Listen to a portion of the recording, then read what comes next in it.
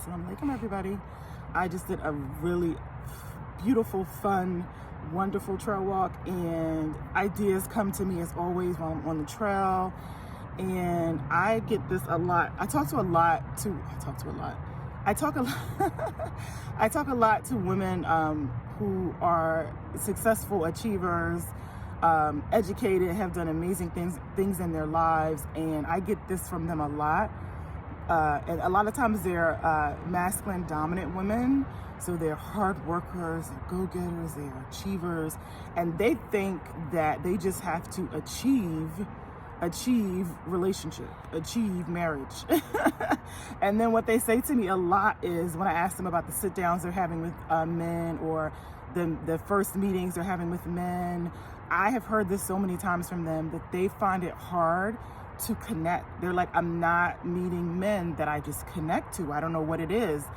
And what I tell them is you're gonna find it hard to emotionally connect to a man when you're always up here in your head, when you don't live in your heart. And I understand that. Like I tell you guys, I've learned how to be more masculine at work, in my head, logical planning, strategy, in my business, versus when I'm with my husband, when I'm at home, I'm more my feminine in my heart, in my body, in my soul. So you're gonna have to learn the difference between those two energies and when to apply each energy when you first meet a man, because they always say, I just don't feel an emotional connection. So I created 5 ways to easily connect to a masculine man in the first 10 minutes of meeting him. Scientists have discovered that within the first 5 minutes of meeting you, a man knows if he's interested or not. So there's a very slim window of time to build a connection, right? And if you're still up here in your head, just the way he is, masculine men are really, really logical, ambitious, career-driven, business-driven. They're always in their heads a lot. And what they really want from women is they don't care about how much money you're making. My husband doesn't even know how much money I make, to be honest with you. And he never asked me ever. They don't care about that. They want to connect to your heart. They want to, when they're around you, they just want to feel good. They don't want to think about more work and more stress. They just want to feel good. And you should, as a woman, want to feel good too when you're around the man you love. It shouldn't be about logical. It shouldn't be about strategy and planning. It should just be we feel good together. So I created a quick little list of 5 ways that you can connect to him in the first 10 minutes of meeting him. And one of the first things you want to do before the first meeting, whether it's a sit down or you guys are meeting for the first time on FaceTime, or you're meeting with a chaperone somewhere publicly, or wherever it is in the first meeting or the first conversation, is I need you, before you go into the meeting, I need you to go into your heart first. Yes. I need you in your heart as a woman. I need you in your heart. And I need you to just close your eyes, and I need you to tell yourself that I don't have to prove my worth. I don't have to prove anything. I don't have to prove my achievements. I don't have to prove I'll be a good wife. I don't have to prove I'm perfect for him. I don't have to prove anything anymore. I just have to be happy and feel good and enjoy this first meeting. I'm a creation of the Most High God, so I am valuable because I am breathing and I've been created. I don't have to do anything anymore.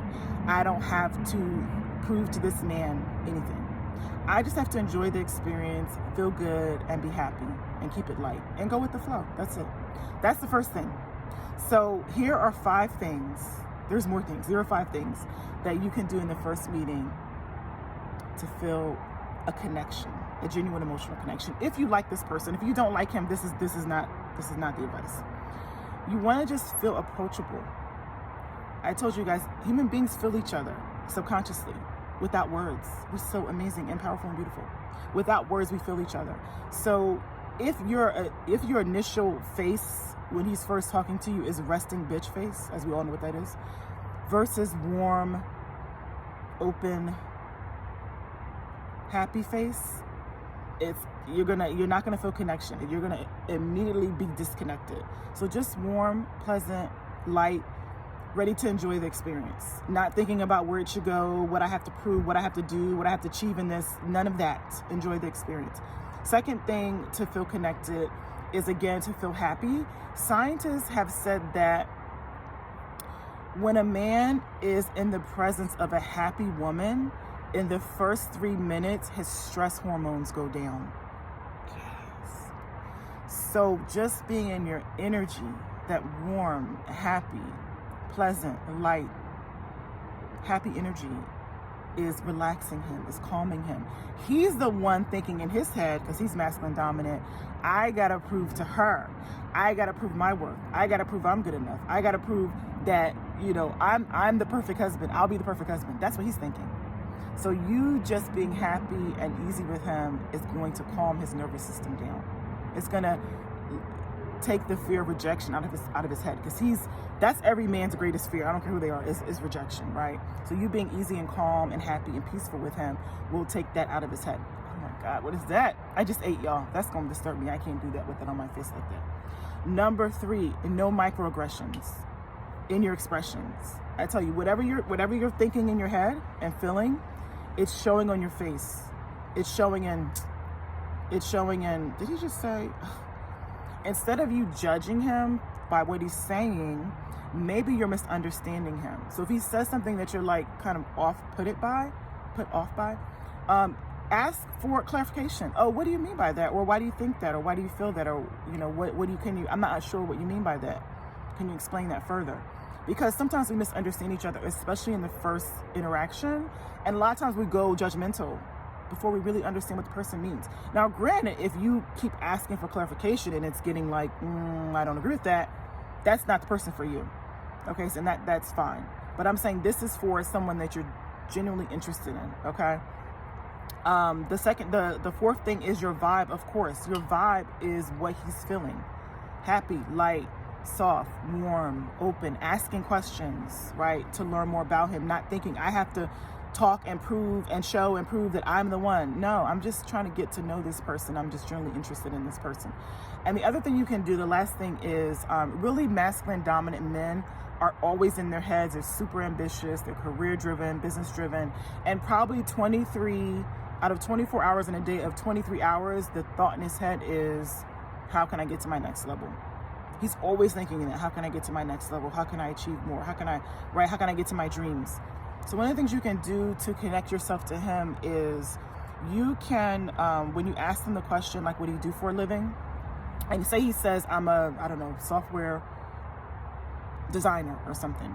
You can take him into his past a little bit by saying, oh, what made you decide to do that? Did you always like that? Or where'd that come from? Because what his really successful or really masculine man's greatest fear is that he's not gonna get to his dream. He's not gonna achieve his dream. So you taking him back a little bit and asking him, oh, what made you decide to do this? And him telling you, oh, I always liked computers when I was a kid. I liked to tinker, and then what you want to say when he tells you what made him decide to do that is, oh, that's a God-given talent. That's a gift, right? And that's gonna immediately connect you to him, because it's gonna calm his fears a little bit that he thinks maybe he won't get to his dream. You're telling him, no, like, you're gonna get there. Like, this is a God-given gift you have, right? Then you bring him to the present. Oh, so what do you do at work now? What's the latest project you worked on that you felt really good about, right? That you did something or you learned something new, or what was the latest project you accomplished at work? Girl, he's gonna love that.